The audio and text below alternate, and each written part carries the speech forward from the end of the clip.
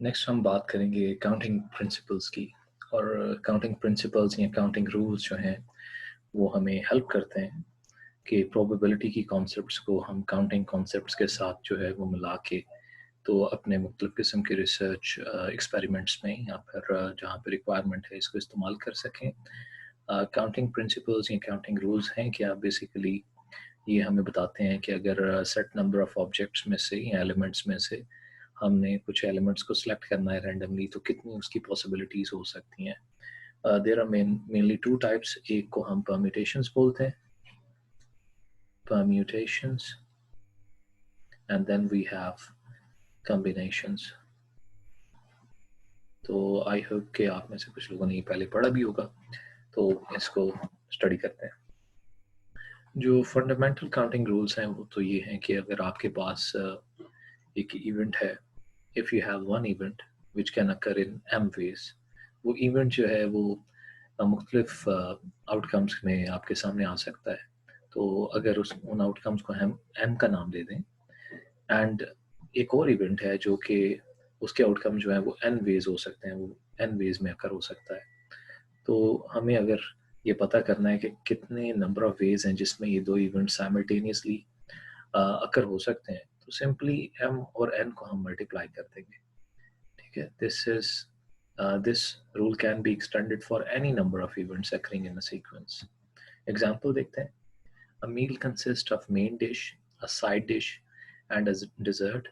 How many different meals can be selected if there are 4 main dishes, 2 side dishes, and 5 desserts available? तो अगर हमारे पास 4 main dishes हैं, main dishes की तादाद 4 है, जो साइड डिशेस हैं वो 2 हैं और 5 डेजर्ट्स हैं। ठीक है, तो ये जैसे हम एम और एन की बात कर रहे थे, तो ये मुख्तलिफ हमारे पास नंबर हैं। तो इनको सिंपली हम आपस में मल्टीप्लाई करेंगे तो हमें पता चल जाएगा कि मैक्सिमम कितनी पॉसिबिलिटीज़ हैं।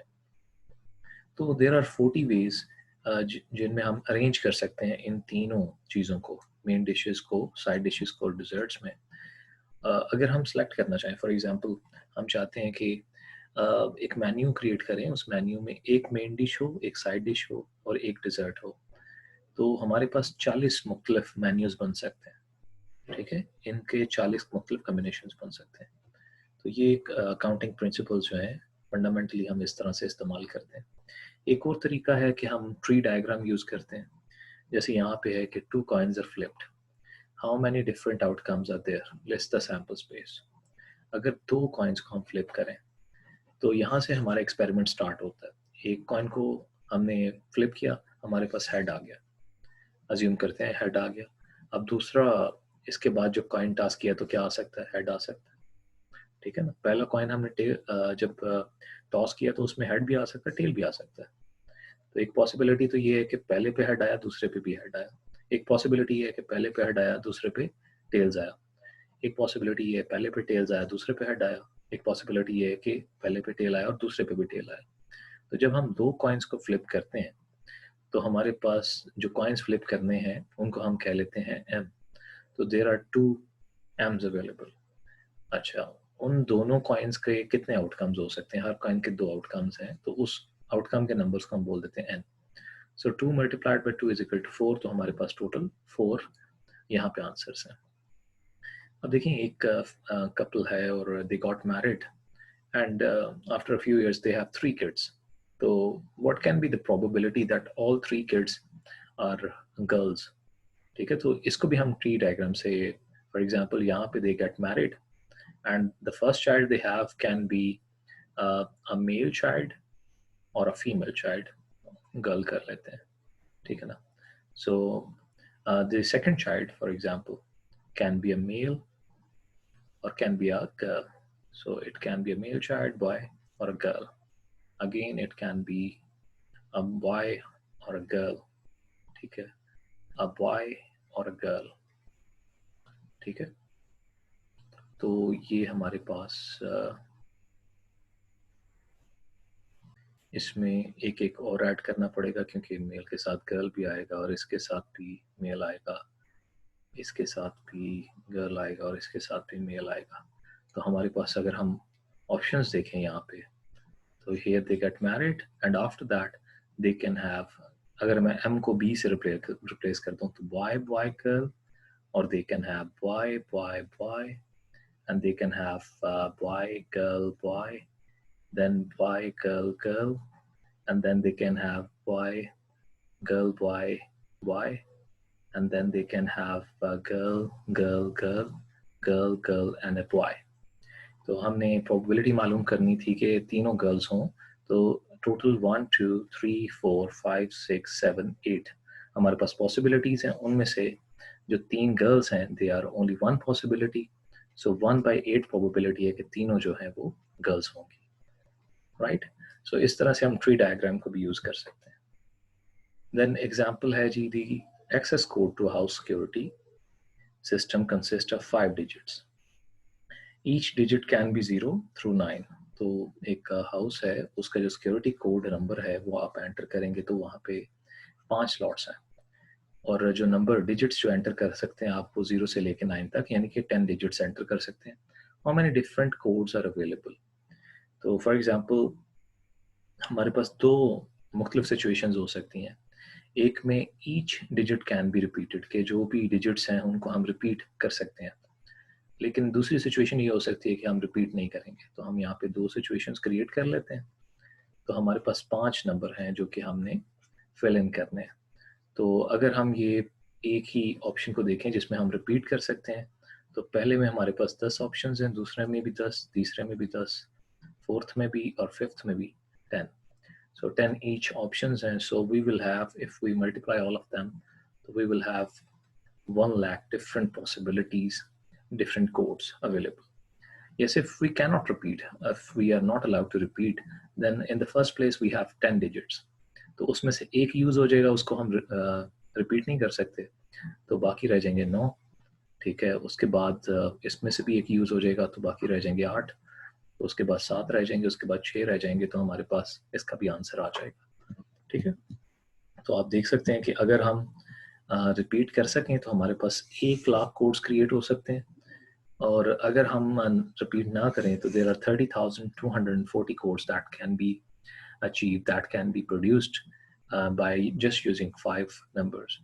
Same if you look at AUIC registration numbers, तो they are 4 digit numbers, digits में आपके भी registration numbers, तो हर एक में अगर repetition हो सके तो we have like 10 possibilities available। लेकिन इसको अगर आप effectively देखें तो 10 नहीं, आपके पास 9 possibilities हैं, क्योंकि 0 तो इस्तेमाल नहीं करेंगे ना, तो उसका भी आप फाइंड आउट कर सकते हैं कि अराउंड आपके पास 9999, 0 को अगर ना यूज़ करें तो आपके पास 9,999 जो है कार्ड्स बन सकते हैं अगर 4 स्लॉट्स को यूज़ किया जाए। तो इन्हीं काउंटिंग रूल्स को यूज़ करके हमारे पास परम्यूटेशंस को कैलकुलेट करते हैं। Permutations are ordered arrangements of objects. जब हमारे पास मुख्तलिफ ऑब्जेक्ट्स होते हैं तो उनकी ऑर्डर्ड अरेंजमेंट्स जो हैं उनको हम परम्यूटेशंस बोलते हैं। यहाँ पे एक पर्टिकुलर टर्म यूज हुई है फैक्टोरियल एंड फैक्टोरियल। तो किसी भी डिजिट का फैक्टोरियल क्या होता है?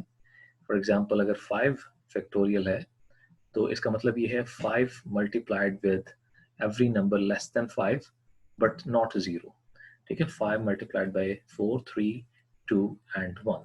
0 के साथ मल्टीप्लाई नहीं करेंगे क्योंकि 0 से मल्टीप्लाई करें तो वो 0 हो जाता है, और जो 0 फैक्टोरियल होता है वो that is equal to 1।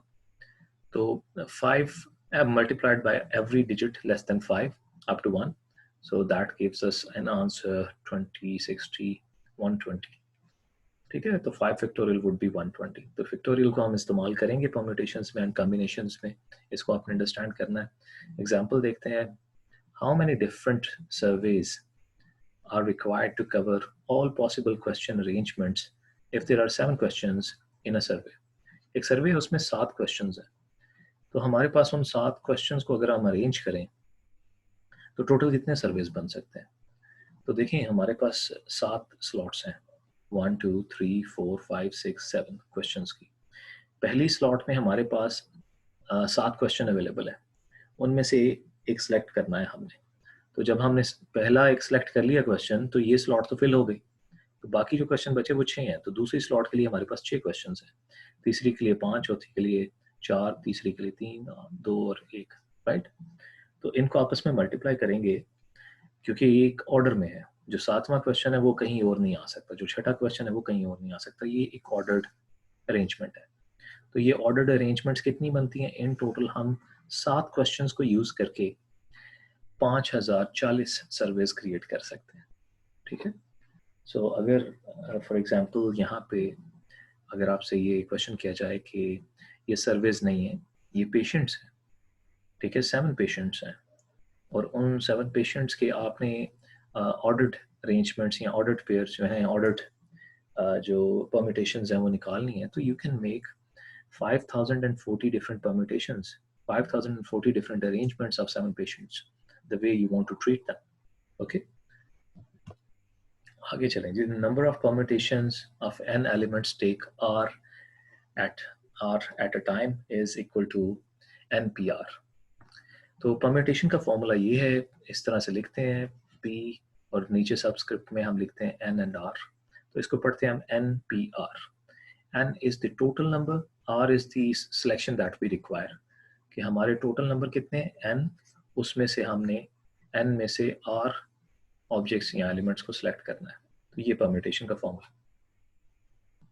Example देखते हैं। You are required to read 5 books from a list of 8। Total 8 books हैं, ठीक है। There are 8 books, n is equal to 8, and then you have to read 5 books, so r would be 5. So if you put these figures into the formula, you will find out that 8 NPR would be 8P5. That would be equal to 8 factorial divided by 8 minus 5 factorial, right? So let's see the answer. Answer is 8 factorial divided by 3 factorial. 8 minus 5 is equal to 3. तो हमारे पास जो answer आया वो क्या है finally? Finally, it is the answer here, which is 6,720 different ways you can read 5 books out of 8. So अगर आपके पास 8 किताबें हैं तो उसमें से 5 किताबें अगर आप पढ़ना चाहते हैं तो 6,720 मुख्तलिफ तरीके हैं उनकी सिलेक्शन की और उनको पढ़ने के। अब डिस्टिंग्विशेबल परम्यूटेशंस क्या है? डिस्टिंग्विशेबल परम्यूटेशन का मतलब ये है कि आपके पास अगर एक से ज़्यादा सेट ऑफ ऑप्शंस हैं तो उनको कैसे परम्यूटेशन में हम डील करेंगे। देखें, जैसे you want to plant 10 plants, 10 plant जो हैं वो आपने प्लांट करने हैं along the sidewalk in her front yard. She has 3 rose bushes, 4 daffodils and 3 lilies. तो इन 10 के अंदर ये मुख्तलिफ कैटेगरीज हैं। In how many distinguishable ways can she plant, can the plants be arranged? तो कितनी डिस्टिंग्विशेबल वेज में आप प्लांट को अरेंज कर सकते हैं? तो यहाँ पे देखें, हम 10 फैक्टोरियल, n फैक्टोरियल जो है वो हमारा 10 फैक्टोरियल हो जाएगा। r हमारे पास 3 है, ठीक है ना। तो हम तीनों को, r तीनों को जो है वो इस तरह से इस्तेमाल करेंगे कि पहले जो फर्स्ट सेट ऑफ एलिमेंट्स है उसको यूज करेंगे, उसका r1 या n1 जो है वो इस्तेमाल करेंगे। तो n1 का मतलब ये है कि सब सेक्शंस जो हैं उसके सबसेट्स जो हैं, तो n1 n2 and n3। So we have 10 factorial. So हमारे पास 4 रोज बुशेस हैं, 4 factorial, then we have 3 rose bushes and 4 daffodils and 3 lilies. So इनको मल्टीप्लाई करने के बाद हमारे पास 4200 डिफरेंट कॉम्बिनेशंस जो हैं वो अवेलेबल होते हैं कि इनको हम प्लांट कर सकें। अब परम्यूटेशन के बाद कॉम्बिनेशन है। कॉम्बिनेशन में फ़र्क ये है परम्यूटेशन में और कॉम्बिनेशन में कि इसमें ऑर्डर्ड एलिमेंट्स हमें नहीं चाहिए होते, इसमें ऑर्डर नहीं होता, ठीक है। Order does not matter, so that's why we call it combination is a selection of r objects from a group of n things when order does not matter. तो इसको हम लिखेंगे कैसे? ncr और n factorial divided by n minus r factorial multiplied by r factorial, ये इसका formula है, ये आपके सामने लिखा भी हुआ है। So example देखें, you are required to read 5 books from a list of 8. Now you don't need to have an order. ऐसा नहीं कि आप उन 5 किताबों में से पहले एक सिलेक्ट करेंगे, फिर दूसरी, फिर तीसरी, फिर चौथी, फिर पांचवी। अब किसी भी ऑर्डर में आप उनको, तो मुख्तलिफ ऑर्डर्स कितने बन सकते हैं? तो इन how many different ways can you do so if the order doesn't matter? So it would be 8 factorial divided by n minus r factorial जो कि बनता है 3 factorial and multiplied by r factorial जो कि है 5 फैक्टोरियल। तो आपके पास answer क्या आएगा जी? 56 कॉम्बिनेशन। सो हमारे पास जब ऑर्डर निकाल दें तो हमारे पास कितने कॉम्बिनेशन बच जाएंगे? 56 कॉम्बिनेशन। तो अब आपने जब भी क्वेश्चन आएगा तो उसमें ख़ास तौर से ध्यान देना है, if the order really matters, अगर तो ऑर्डर मैटर करता है, कोई ऐसी इंडिकेशन है, तो इस तरह की आपको स्टेटमेंट में चीज़ नज़र आती है जिसमें ऑर्डर मैटर्स, तो आप परम्यूटेशन यूज़ करेंगे। And if order does not matter तो आप कॉम्बिनेशन यूज़ करेंगे। ठीक है, समटाइम्स बहुत एक्सप्लिसिटली लिखा होगा कि ऑर्डर डजंट मैटर और ऑर्डर मैटर्स, बट समटाइम्स आपको स्टेटमेंट को अंडरस्टैंड करना पड़ेगा, कॉम्प्रिहेंड करना पड़ेगा। अब कुछ एप्लीकेशंस देख लेते हैं। In a state lottery, you must correctly select 6 numbers in any order out of 44 to win the grand prize. 44 total number है और उनमें से 6 नंबर आपके, फॉर एग्जांपल अगर 44 नंबर की लिस्ट बनाई जाए तो उसमें कोई से भी 6 नंबर आपके जो हैं वो ऑर्डर में आ जाए। ठीक है, 1 2 3 4 5 6 या 6 5 4 3 2 1 या कोई और ऑर्डर जो है उसमें आ जाए तो you will win the grand lottery. Number एक रिक्वायरमेंट ये है, how many ways can 6 numbers be chosen from the 44 numbers. तो कितनी ऑप्शंस हो सकती हैं अगर हम उसमें से चूज करें, how many ways can 6 numbers be chosen from the 44 numbers, right. ये आपकी पहली ऑप्शन। दूसरा ये है, if you purchase one lottery ticket what is the probability of winning the top prize. तो अगर आप एक लॉटरी परचेज करते हैं तो आपके जीतने के कितने इम्कान हैं। तो यहाँ पे एक चीज़ आपने नोट करनी है, क्योंकि ऑर्डर का कोई हमें बताया नहीं गया तो हम कॉम्बिनेशन का फॉर्मूला यूज़ करेंगे। ठीक है, अगर ऑर्डर के बारे में बताया जाता तो हम परम्यूटेशन का फॉर्मूला यूज़ करते हैं। तो कॉम्बिनेशन के फॉर्मूले को अगर हम यूज़ करें तो n हमारा 44 है, n माइनस r अगर आप करें तो 6 फैक्टोरियल और उसके बाद r फैक्टोरियल इज 38 फैक्टोरियल। तो ये हमारे पास आ जाएगा जी 7,059,052 combinations are available there. That can be that's the number of combinations जो कि exist कर सकते हैं 44 नंबर्स को लेके, 6 नंबर को अगर हम चूज करें उसमें से, और उन इतने कॉम्बिनेशंस में से सिर्फ एक कॉम्बिनेशन वाला जीतेगा, क्योंकि लॉटरी का टिकट तो एक ही है। तो एक टिकट अगर आप ट्राई करेंगे तो आपके पास ये प्रोबेबिलिटी है। प्रोबेबिलिटी ये है कि आप अगर एक बार ट्राई करें तो 1 आउट ऑफ 7059052 चांस है आपका लॉटरी को विन करने का, विच इज 0.00000014। ठीक है, एंड अगर इसको आप देखना भी चाहें तो ये कितना बनेगा जी, ये बनेगा 0.0000014%। तो it is a lot less than 1%. That's why lotteries are very tricky and should not participate in these kind of lotteries. All right, thank you very much. This was the end of the chapter. Now you will have an assignment that you will complete. And if you have any further questions, we will discuss them in the Zoom discussion sessions. Thank you very much.